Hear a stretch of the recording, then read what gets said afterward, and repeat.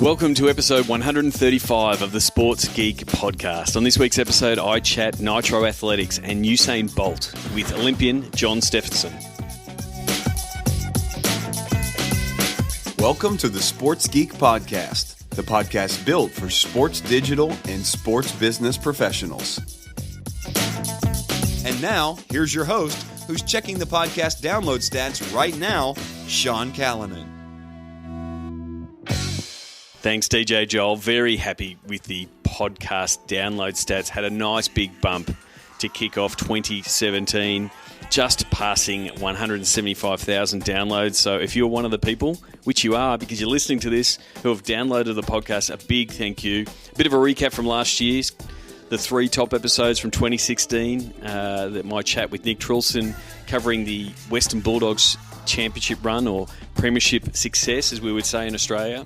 Also, my chat with Maple Leaf Sports and Entertainment's Joe Gottfried, talking about the commercialisation of social and digital. It was another great chat if you haven't listened to it. And also, my good friend from Blitzmetrics, Dennis Yu, episode 114, talking about the secrets source of Facebook ads. They were the top 3 from 2016. And yeah, pleasantly surprised. The Sports Geek replay that ran over the Christmas New Year period helped the numbers in January, and also helped us jump into the top 150 podcasts in Australia, which has been its highest ranking since it started. So again, thank you very much. My name is Sean Callanan, and this is the Sports Geek podcast. You might be listening to it on iTunes, or you might be, under my heavy recommendation, listening to it on Pocket Cast app. I'm a massive fan of Pocket Cast. It's built here in Australia, works in Android and in iOS, and saves what episodes you're listening to and what you've downloaded across multiple devices if you're a multi-device person.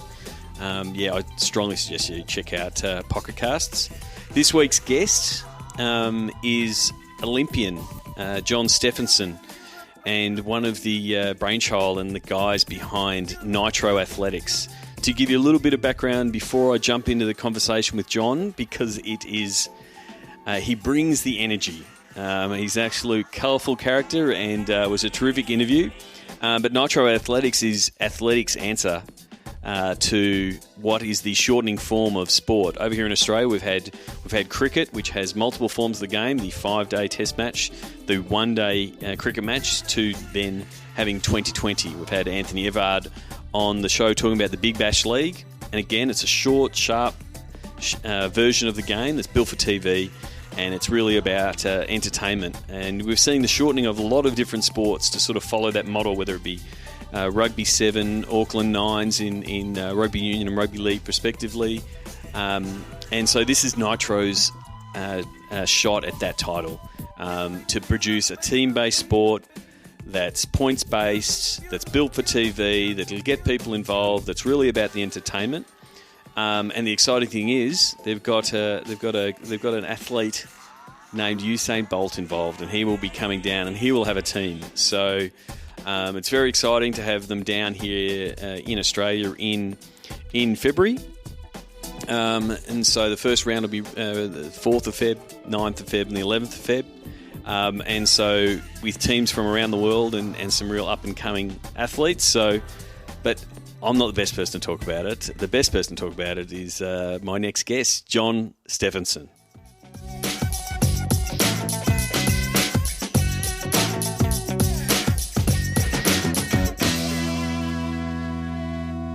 Okay, here we are at Lakeside Stadium, Melbourne Park. I'm here with Olympian, Commonwealth Games medalist, Worldwide of Sports host, John Steffensen. Welcome to the Sports Geek podcast. The one and only. How you doing, Sean, man? Good to be on the station, on the podcast that everybody wants to get on, and I'm on it finally, Sean. It's terrific to have you here, and very big shout out, thanks to Dave Colbert for teeing this up. I want to talk to you about Nitro Athletics. Tell us about it. The future is arriving February 4th, 9th, and 11th, man. It's been a crazy process. We're trying to change a sport that hasn't been changed in 100 years, and to bring it up to speed into the 2017, and that's make a short, compacted format which allows the viewer, both live and also on TV, feel engaged, feel entertained, and but still enjoy the convention of the normal track events. Yeah, so most people, follow athletics like, you in Athens in the 400 getting a medal, and follow it every 4 years or every 2 years with the Commonwealth Games. So what are you looking to do in Nitro to get those fans back that are only coming along every 2 years? The easiest way to explain it is if you know cricket and you see the Big Bash cricket, or netball and you see Fast 5 netball, or rugby league with rugby nines in New Zealand, or rugby sevens, the list goes on. The format, everyone's realizing that the sport there's niceties in the sport that we all love, that we all played, but it needs to be fast, it needs to be entertaining. That's what athletics, I feel, has lacked over years. You wait every 4 years, like you said, or every 2 years for a world champ, or every 2 or 1 year for a world championship, depending if it's a Commonwealth year. And that's it. After that, you don't get your athletic fix, except for a Diamond League, which I feel hasn't reached the potential it's meant to reach. You see we get low participation in viewer. We can't get on television for our own athletics in Australia, let alone our national championships. The sport is dying rapidly. It's on its knees. So we have to get that market share of the other sports have, and we have to make athletics entertaining. We all loved our school carnivals when we were younger, and this is very similar. There's teams, which is your factions, like when you're in school, or your houses. You have points, 100, 80, 70, 60, 40, 30, like you had in school. And, you're in your team, like I said again. And then we have a power play, which is similar to watching the TV show Survivor, or hitting a 6 in the Big Bash cricket, where ideally what would you want is two teams right at the end on the last night, 80 points separating them, and only one team has a power play left, and they have to go out and win they can come second in their event, use a power play, and they win the whole tournament from second place. That option is there now. It's not just about the individual. Teams actually matter. So I think this sort of format for entertainment is needed. And so I've been lucky enough to chat with Anthony Everard from Cricket Australia, and talking about how Big Bash did it. Because again, there's this shortened form of all the sports, and 2020 for the listeners who are in the United States who don't know what cricket is, but it's when it's 20 over game, and it's built for TV, it's fun, and it's fast-paced. And, so many different sports have tried to find their 2020. And so Nitro is very much this, to get that team-based, fun, quick, fast-paced, entertaining, and made for TV. Yeah. Well, that's a big factor is we're working closely with Channel 7. NEP is the production company, and that was a big thing. How do we make this entertaining and different from a normal Olympic track structure? So there's a lot of facets in there which allows us to do that. How quick events turn around, what events are on the night. So we got 60, 150, the distance medley relays, where instead of a relay being run male, say 4 males in a relay, it's 2 females, 2 males. Okay. So again, that throws a massive curveball how you set up a team. Like how do these teams set up their 4x1 when you got a male, female? You might find Bolt racing against Geneva Tamo Bolt racing against Morgan Mitchell in the 4x1, in the race, where you'll never see that ever. So it just allows us to have that point of difference, which then makes the event engaging. It allows people to interact because you have an opinion now. It's not just as subjective as what running can be sometimes, where there's a winner and there's a loser and it's wrapped, or someone runs 9 seconds, and most people that listen to this will not know what 9 seconds feels like to run that, or even understand what 9 seconds means, but they do know what winning is. And they do know what points is and what it means to a team. We all have done that through our lives if we've gone to school. So, you try and relate to what people already know. And that's what makes people come back and watch. You watch Big Bash cricket, for those who don't know, it's very similar to baseball. We all play in America, for the American listeners. We've all played baseball in the backyard. We all played cricket in the backyard. We all know what it is to hit over the fence, which is a 6 in cricket, and is a home run in baseball. So when you have a faster format like Big Bash and someone needs a 6, that's the most relatable format of what we play in our backyard. Yep. So track and field, this Nitro is very, very similar to that. So, and that's what we've created. And so what's been the response? You did mention a really big name in athletics just then. What has been the response of actual athletes and looking at this new format? I think a lot of it, you know, when you're making a change as big as this is education. Yep. Educating people about what you're trying to do, educating people about what is about to happen. And that was a process. But as a whole, once they're educated, they are believers. So it's been very easy at the same time, but you have to make an effort to go out there to make a change in anything you do in life. Yep. And that's what our team has done. We've said, okay, there is a problem. Let's make a change. Let's do something different. And to have Sebastian Coe from the IAAF not only endorse it, but to actually fly over and actually watch the event speaks volumes. You know, completely. So, and I've had a lot of discussions off the record with a lot of heads of shoe companies, and they're very excited because they know it benefits them too.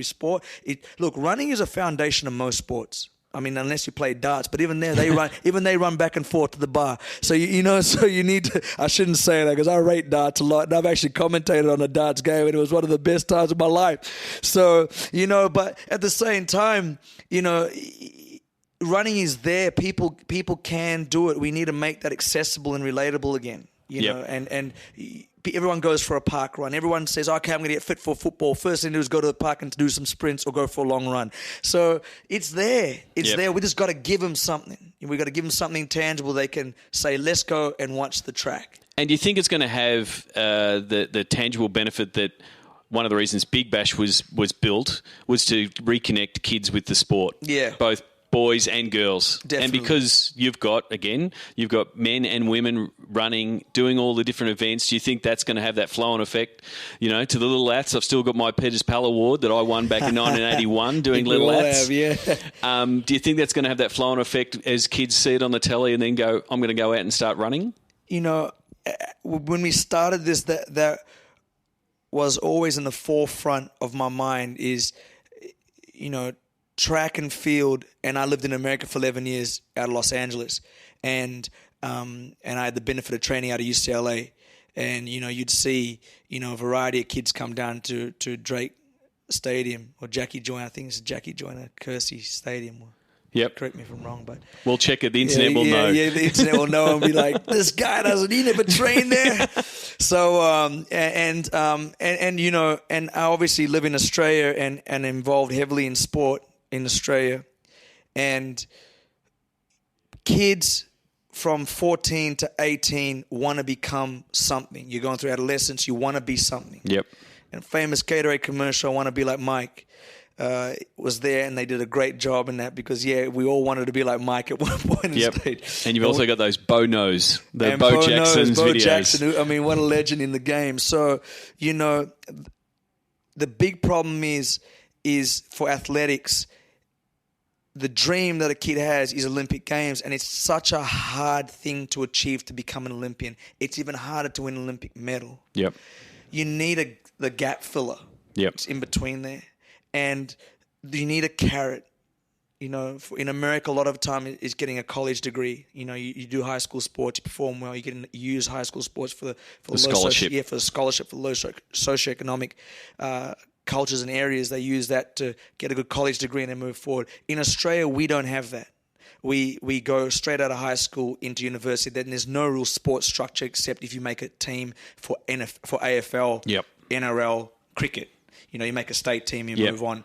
So for athletics, that's a big problem for us. Yeah, there's World Juniors, but there's not a real financial carrot for them where they can say, I can make it. For instance, in our team now for Australia, we have a young 17-year-old girl that won all schools in the Australian team. Yep. She wouldn't have that opportunity for a normal world champs, Commonwealths, Olympic team unless she runs the qualifiers like an open senior athlete who's 25 years of age. Nitro has that opportunity because holistically we looked at what she brings. Yep. She's young, she's performing well, and there's a young 16-year-old girl that will watch that on TV when the show is on or on live and go, hey, that could be me. I can actually run. That's an opportunity for me. She could do it, I can do it. that's what we need. That's why our top young athletes in golf, football, anything in the world, Nike or Adidas, and they jump on them quickly because they know that most young kids want to buy that shoe to be like them. Yep. So that was where we feel Nitro has that opportunity, and it is that gap filler for us for our test match style forms of the game, which is our Olympics, Commonwealths, national titles. And it'll be a great experience for those young up-and-coming athletes to be able to, exceed under pressure, crowds, the eyes of the nation with TV and a big crowd without having to go to, the Rio for their first big meet and have those nerves be overwhelming. And that's where we struggle. We do struggle at our top international level nationally for Australian teams. And that's something we're working on in Australia to rectify that. And you're quite right. The pressures of elite sport are becoming more and more prevalent within forms of communication on the internet or in the paper or in movies, where people now realizing that to be an elite athlete is not as glorified and is not as easy as what it looks. There's a lot of emotional pressure that comes along with it. So the younger you can teach these kids to be able to handle these things, the better. Yep. Wanted to get into Usain Bolt is going to be coming out. The big guy. He's a good mate of yours. What's he feel about the format? Is he looking forward to coming down to Australia? No, funny enough, I spoke to him this morning driving here. So we talk quite a bit, and we never really mix business or athletics. We normally try and keep it quite light because he participates still in the sport, and I did it for so long. There's so much more things we try and talk about. Yep. But it's funny today. I said to him, "How's training going? You training well?" So he's just gotten back to training, and he goes, "Yeah, I'm training good." I said, "No, the funny thing is," I said, "this competition is actually really cool. It might not all be about you when you come out here." And he said, "Shut up, John. It's always about me." So it was a funny moment. So, the guy is a legend. What he's created, individually as an athlete with 9 Olympic gold medals is so crazy. Like, it's such a hard thing to believe. Like, for me, even I'm his friend, and I always call him a gift from God, because it's just, I've run and I've won 1 Olympic medal, and that was in a 4x4 with a team of guys. Yep. And, I tried so hard many years to win an individual Olympic medal. And this guy in 3 separate Olympics has won 3 gold medals and been able to rally a team together. Mind you, each of those athletes in his 4x1 team were great athletes in their own right, but still he played a big role in captaining and motivating on that team. And to have 4 guys be on the same page for 3 separate Olympics to win that and then break world records it's just crazy. Like, when you talk about it, it's hard to fathom it. So I think I read you call him the Bradman of your sport, and he's that far in front and above everybody else. It's day and night. And I always say to people, if I could say, or if I can take you back, hop in the DeLorean, me, Michael J. Fox, and Doc, and say, let's go watch Babe Ruth play. Yep. Or let's go watch Don Bradman play. Or let's go watch Bo Jackson or O.J. Simpson. Or late 80s Michael Jordan. Man, or Larry Bird. Or, I mean, you just, you say, when, how? Yeah. We have this opportunity in Australia. First time he's running in Australia, we have this opportunity for people here living here to come and watch this. Yep. We have this opportunity where we see in Olympic Games to watch this guy, like for some of us. Anytime you can come out and live and see this guy, do it. Yeah, I mean, it is. You're going to tell your kids, and your kids are going to tell their kids about this guy. Yeah, exactly. That's wild. That's crazy. We're alive for this. It is. You're running out of words, and John doesn't normally run out of words. I can't explain it. So, and I thought, for me, Carl Lewis is one of the greatest of all times. And I sit Usain and Carl very close together, and I give Usain after this Olympics the top spot. And even Carl in medals is a distant second. Yep. To Usain, But what Carl did for the sport is, for a long time he was the man. So one of the things that we've seen has been, as the Big Bash and T20 has grown worldwide, is we've been able to extend the careers of great cricketers like Kevin Peterson, Brendan McCullum, all these guys. Brad Hodge still playing. What is he, 47 now, 48? Yeah, unbelievable. Yeah, it's brilliant. Is there a chance that guys like you saying that just love this format and go, It's a team format, I've just got to do my piece. Great question, Sean, and I think you can see it. I think you understand it. You gave me a great lead question. That's what makes him good, guys. That's why you listen. That's why you pay attention. So no, 100%. That's because it takes the pressure off the individual. Yep. Athletics can sometimes be too subjective, where we don't rate an athlete unless they do what Usain does. Yep. We don't pay attention to other 7 lanes. Because as you're saying, and there's, who came second? Or who was that guy 7th? But that guy that made the final is an unbelievable athlete. Yeah, put him in most sports, he's in the top percentile. Top 8 people and fastest people in the world. Well, you put him in, say, with American I put him as a wide receiver and no one catches him. No chance. Yeah. No chance. So, it's no, I'm not disrespecting the skill of each of these sports. We're talking about as far as being able to be in that top percentile. Correct. Yep. And what it takes to get there for every 4 years, mind you. Yep. So, when you see that, it allows people to and it's a great foresight you have, because that is needed for our sport as well as the youth. Yep. It's needed that we respect the people that have paved the way as well, that they're not put out to pasture as soon as they don't win the Melbourne Cup or the Kentucky Derby. Yep. You understand? Oh, completely. So they still get to compete and be appreciated for their skills and their talents, which a lot of these athletes do have in track and field. And that's the thing, the format, the way that the you're format trying allows to... that. The format allows it, and then also it allows it to go, here's our Australian series, here's our US series, here's our European series. So that's why it was great having Seb interested. You Yep. know, that's why it's great that he's endorsing, that he's saying, hey, this is interesting, I like this, let's see how it goes. So that's what we want to achieve. We want this to... I mean, the long term goal is to have this in all the schools. Yep. Where this is their athletic format that they use. Moving forward for even our little athletics, there's a nitro competition within the athletics. Yep. And there's a nitro competition within our states, and it allows us again to take pressure off our test match series format of athletics. So where can people get tickets? Where should they be? Another great question. See, guys, Sean's on fire today.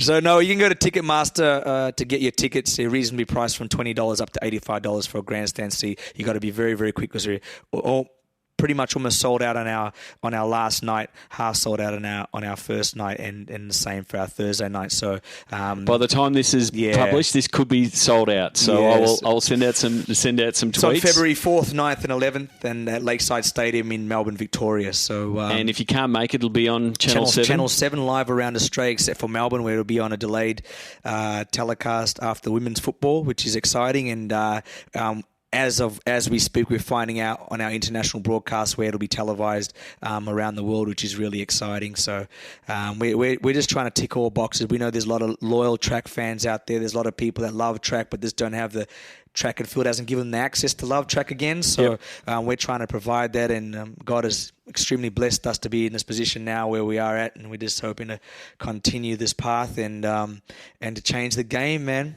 Terrific. I've got 5 questions to close this interview off. I know you've got to get to a meeting to do some more nitro work. Hit me. Do you remember the first sports event you ever attended? First sports event I ever attended.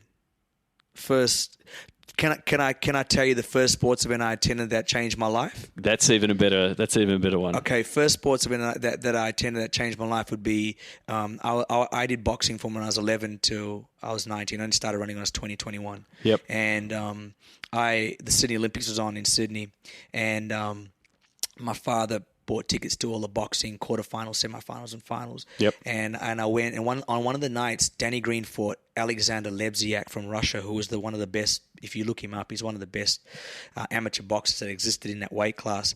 And I remember sitting, and the parochialism and the patriotism of the Australian crowd when Danny was fighting gave me shivers. And I didn't end up watching the fight. I ended up watching the crowd. Yep. And I said to myself, sitting there, that one day I'm going to represent my country and have my people screaming for me like this. Yep. And that was the moment where I wanted to become a champion in sports. I just wanted that adulation in that moment. I wanted that. exact moment. And I never thought I'd get it until Commonwealth Games in Melbourne. I was able to win in front of 90,000 people, where I got that moment. And it kind of sucked because once I reached that goal, I became a bit laxed, and it was hard to find the next carrot or the next goal that I wanted for my own vocation. Yep. So yeah, that was a moment, a sporting moment for me, which where I decided, you know what, I need this in my life. Terrific. I was at the Sydney Olympics, same Australia versus Russia, but it was Andrew Gaze and the Boomers beating the Russians for the first time in Olympic competition. Yeah. And the hairs on the back of the neck. I remember hugging Peter Brock and jumping up and down. It was the best. Normally I'm asking sports executives about what their favourite food they eat at a sports event. But you're an athlete. Do you have a space? When you go to a game, what's your favourite food? Hot chips. Hot chips? Easy one, yeah. In the morning, you pick up your phone. What's the first app you open? In the morning, pick up my phone. First app that I'd open would be... Well, you can't ask me that question, Sean, because what happens is if you have an iPhone, is it alerts you on who has hit you up. So, right? So the first one that I go to, depending on what I'm doing. So right now for Nitro, the first one I open up is my email. Email. Yep. That's my first one. If Nitro doesn't exist, it's Instagram. Okay, Instagram. Just put a little light entertainment before I get on. Exactly. Just take in the pictures. You don't need to take it too much. I don't want to talk to no one. I just want to take in some pictures, see what the world's doing. Well, that might actually answer. What is your MVP social media platform? Is it Instagram? Yeah, FB Insta. Yep. And if there is someone that you think the Sports Geek podcast listeners should be following, whether it be on the Insta or on Twitter or online somewhere, who would you say they should be following? Man, that's a real tough one. But I'm a massive fan of at the moment. I like the firebrands because not that I was one in my career, but I like Odell Beckham Jr. at the moment. I know people give him a lot of flack, and he can be a little bit precious at times, but I think he's being himself. I'm loving people that are true to who they are as people, for right, wrong, or indifferent. And I definitely follow him, and I don't follow too many people, but he's one guy which I think right now every time I look at a post from him, it either spins me out, weirds me out, or makes me laugh. So he's a unique individual. Yeah, but he owns it. And that's the thing. He owns it, and I like that. So, and I'd obviously say Usain Bolt as well, because especially Snapchat is just hilarious, man. And I don't do Snapchat, but I definitely have it just to follow him to see what he does each night, because he is his own reality show, isn't he? Yeah, so it's just I can follow him, but I know exactly where, because we do a lot of things. I know exactly what's happening at what stage. So the big man is a funny guy. So yeah, that's probably. Well, thank you very much for coming on the show. Look forward to Nitro, and we'll see you in February. Thank you, Sean. You're doing a great job, and we appreciate all your support, and wish you all the best too. And we see you at Nitro come Feb 4th. Cheers. Sign up for Sports Geek News at sportsgeekhq.com/sign up now. Thanks again to John Steffensen. Absolutely terrific interview. I don't normally interview someone cold as I did John. I normally know them, or they know of me. But as you could hear from the interview, and I'm sure James had his work cut out in leveling some of the volume that John brought to the podcast. But he's absolute character, and he's the right guy to be promoting the series. Also, a big thanks to another Olympian, Dave Culver from Jump Media, to help set up the interview, and also Nick Holland from Athletics Australia for helping tee that up. I wish you all the success for Nitro. I think it will be something that catches the imagination of the Australian public and has massive potential to go global. As John said, that's the formula. We've seen the success of T20 around the world. From a cricket point of view, we can only hope that a format like Nitro is something that keeps the great Usain Bolt running around a track. Which leads me to a question of the podcast. Name one athlete you would like to see in your life live. And it is terribly appealing to see Usain Bolt run. As John said, remarkable athlete. 3 Olympics and gold medals every time he lines up. It will be pretty special. If I quote famed Australian commentator Bruce McAvaney, it will be very special to see Usain Bolt in action. But I'd love to know, who do you want to see live? Send me a tweet at Sean Callanan, or tag me on a post in the Sports Biz Slack community. I'd love to hear about it. I've got one other question I've got. Are you going to South by Southwest? I am going to South by Southwest this year. I'm really looking forward to it. I'm really looking forward to it because, one, of the people that I know that are already going, the conversations that are already happening. We've already set up a South by Southwest channel in the Sports Biz Slack. So I'm looking forward to catching up with people for the first time, like Makers of Sport host Adam Martin will be there, and many more that are very active in the Sports Biz Slack, and people that I know. I'm looking forward to catching up with good friend Dwayne Hankins and TJ Ansley, who are at the Portland Trailblazers. Lenny Go from Tradable Bits will be there. There's a whole bunch of people. We most likely will be doing a live podcast and a recording from some barbecue joint in Austin. So if you are going, please let me know. Please join up. We're definitely having a meetup of sorts of all the people that are in the Sports Biz Slack and people who listen to the podcast. So please reach out. Make sure, tell us that you're coming.